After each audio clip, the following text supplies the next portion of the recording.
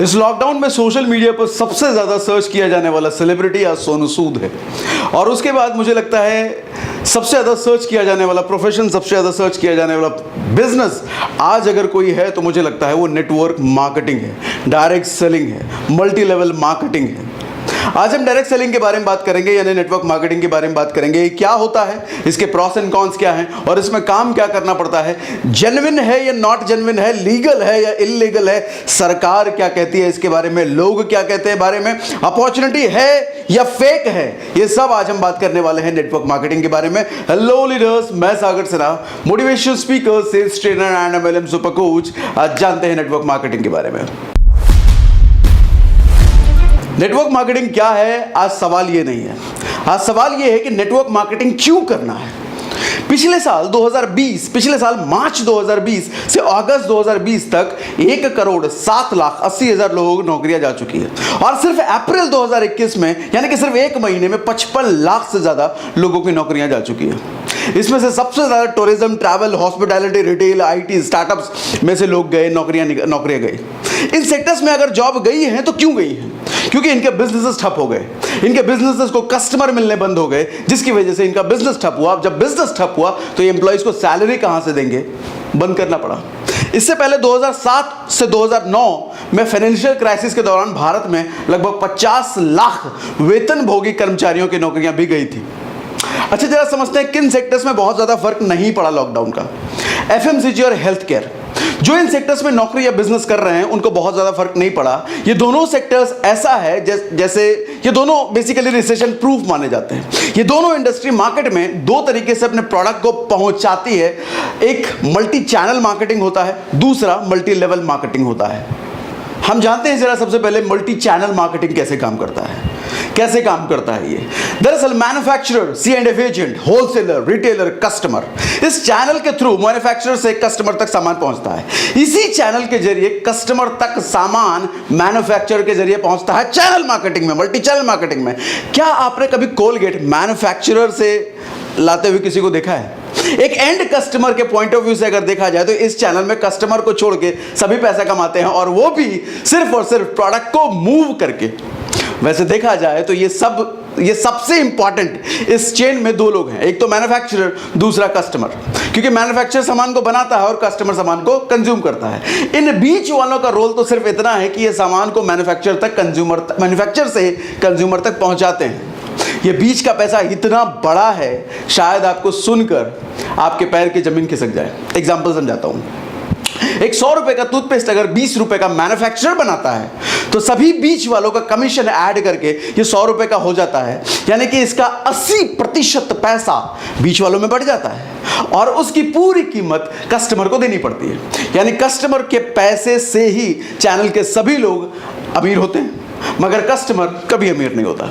इन channel वालों को अमीर इसलिए मैं कह रहा हूं कि आज तक आपने किसी होलसेलर या डिस्ट्रीब्यूटर को गरीब देखा है क्या? ये सब मोटा पैसा कमाते हैं। और किससे कमाते हैं ये पैसे? मैन्युफैक्चरर से? ना जी ना, ये कमाते हैं कस्टमर से, यानी कि मेरे से और आपसे। 130 करोड़ की आबादी वाला देश में अगर 100 करोड़ लोग भी 100 रुपए वाला टूथपेस्ट खरीदते हैं तो रेवेन्यू जनरेट होता है लगभग 1000 करोड़ का, और उसका 80% यानी 800 करोड़ रुपया सिर्फ सामान पहुंचाने का ये बीच वाले लोग कमाते हैं। अब एक गहरा सवाल आपसे, 25,000 रुपए की टीवी जिसके घर में है उसकी आमदनी कितनी होगी? लगभग 50,000 रुपए, लाख रुपए। लेकिन 25,000 रुपए की टीवी का जो होलसेलर है उसकी आमदनी कितनी होगी? सोच के देखिए, उसकी आमदनी कितनी होगी? 50,000 या 1 लाख से तो कहीं ज्यादा उसकी आमदनी होगी। Am I right? मुझे कमेंट बॉक्स में बताइए, am I right? मेरे पूछने का मतलब यह है कि प्रोडक्ट खरीदने वाला कभी अमीर नहीं होता, लेकिन प्रोडक्ट को मूव करने वाले ये होलसेलर, रिटेलर जरूर अमीर हो जाते हैं। अब मेरा सवाल आपसे फिर से है कि अगर आपको प्रोडक्ट को मूव करने जैसी ही आमदनी करने का मौका मिले तो क्या आप करना चाहेंगे? वो भी बिना कोई लाखों करोड़ों के इन्वेस्टमेंट के। अगर आपका जवाब हां है तो आप समझते हैं जरा मल्टी लेवल मार्केटिंग, अदरवाइज ये वीडियो यहीं पर आप बंद करके छोड़ सकते हैं। अब तक अगर आपको यह फील हो चुका है कि आपका पैसा इस बीच वालों के पास नहीं जाना चाहिए, यह पैसा आप तक ही रहना चाहिए, तो इसका एक ही सॉल्यूशन है, आपको मल्टी चैनल मार्केटिंग से नहीं बल्कि मल्टी लेवल मार्केटिंग के जरिए सामान खरीदना पड़ेगा। Yes, multi level marketing. चलो थोड़ा डिटेल में समझते हैं मल्टी लेवल मार्केटिंग को। सबसे पहले आपको यह बता दूं कि मल्टी लेवल मार्केटिंग और नेटवर्क मार्केटिंग, डायरेक्ट सेलिंग, ये तीनों शब्द का मतलब एक ही है।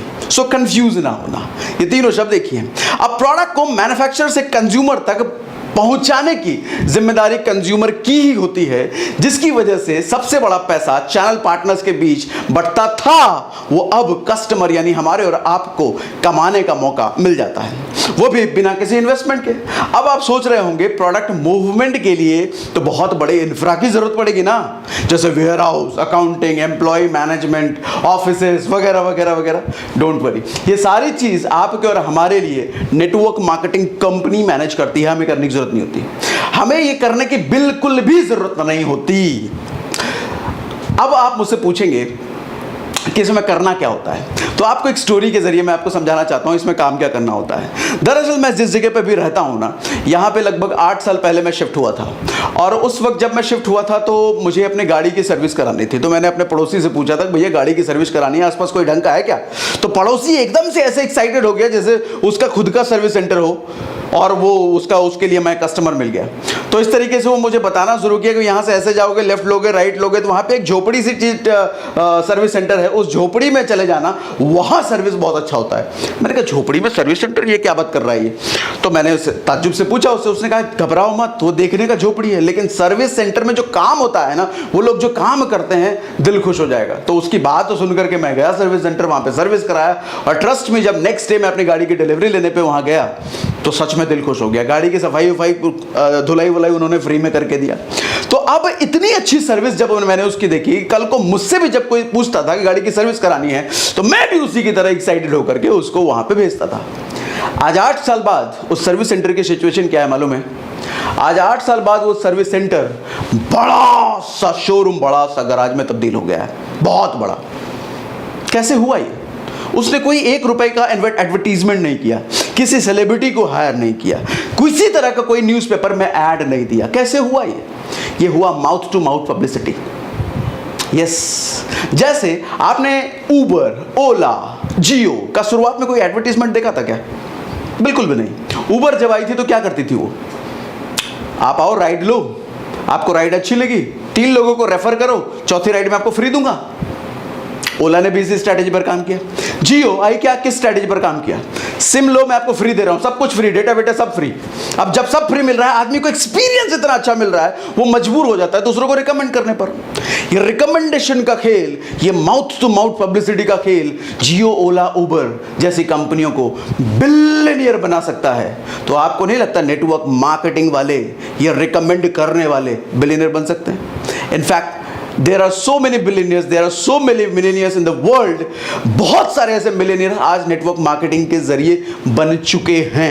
आप गूगल पे लिस्ट कर सकते हो डायरेक्ट सेलिंग मिलेनियर्स, एक लंबी सी लिस्ट आपको मिलेगी across the globe. America, Japan, China, India में तो बहुत कम है। उसका कारण भी बताता हूँ इंडिया में कम क्यों है, पहले समझते हैं आगे की बात। मैंने कहीं सुना था, बस छोकरी और नौकरी के पीछे मत भागना, एक जाएगी तो दूसरी आएगी। देखो भैया, बस और छोकरी का तो मुझे नहीं पता, लेकिन आजकल नौकरी जाती है ना किसी की तो मिलती नहीं है। हजारों लोगों ने सुसाइड किया है इसी लॉकडाउन में, क्योंकि लोगों की नौकरी चली गई और दूसरी नहीं मिली, घर का खर्चा कैसे चलेगा? नेटवर्क मार्केटिंग सिर्फ प्रेजेंट में पैसा कमाने का आपको मौका नहीं देता, ये basically future to future, generation to generation एक इनकम सोर्स बनाने का बिजनेस है। आज फिकी और केपीएमजी की रिपोर्ट आप पढ़ो, सभी कह रहे हैं कि डायरेक्ट सेलिंग में करियर की बहुत बड़ी संभावना है। दिल्ली यूनिवर्सिटी में तो इसके लिए लेक्चर्स होने शुरू हो गए, उनका भी फोकस अब शुरू हो गया कि भैया मार्केट में बच्चे अब सिर्फ निकल के नौकरी की तरफ ना भागें, डायरेक्ट सेलिंग का भी चुनाव करें। कुछ लोग कहते हैं ये इंडस्ट्री फ्रॉड बहुत हुए इस इंडस्ट्री में। मैं कहता हूं, अरे जानकारी के अभाव में भटक रहे प्राणी, फ्रॉड कौन सी इंडस्ट्री में नहीं हुए जरा मुझे बताओ? क्या रियल एस्टेट में नहीं हुए? क्या इनकम टैक्स में नहीं हुए? क्या स्टॉक मार्केट में नहीं हुए? क्या मेडिकल इंडस्ट्री में नहीं हुए? क्या एजुकेशन इंडस्ट्री में नहीं हुए? क्या बैंकिंग में नहीं हुए? तो लोगों ने काम करना छोड़ दिया, लोगों ने इस इंडस्ट्री को त्याग दिया क्या? नहीं, पूरी इंडस्ट्री खराब हो गई क्या? नहीं ना। अब चूंकि डायरेक्ट सेलिंग में करियर बनाने का आपने अब तक सोच ही लिया है, तो आपको एक बात बताता हूं, यहां सक्सेस आपकी स्किल से मिलती है। ये कोई स्कीम नहीं है जो रातों रात आपका पैसा डबल ये बिजनेस है, दुनिया के हर बिजनेस की तरह यहां भी स्किल और हार्डवर्क की जरूरत पड़ती है। जम के सीखने पर फोकस करना पड़ेगा, खुद के ब्रेन पर इन्वेस्ट करना पड़ेगा, because investing on your brain will get you into right train.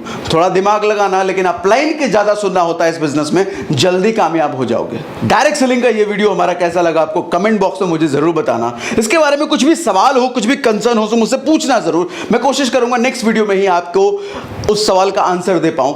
और अगर आपको जानकारी अच्छी लगी, आप चाहते हो कि डायरेक्ट सेलिंग के बारे में और भी लोगों को पता चले, तो शेयर कीजिए, व्हाट्सएप पे लिंक शेयर कीजिए, लोगों को बताइए कि भैया डायरेक्ट सेलिंग ये है। Okay, that's all, thank you very much, good day, bye bye.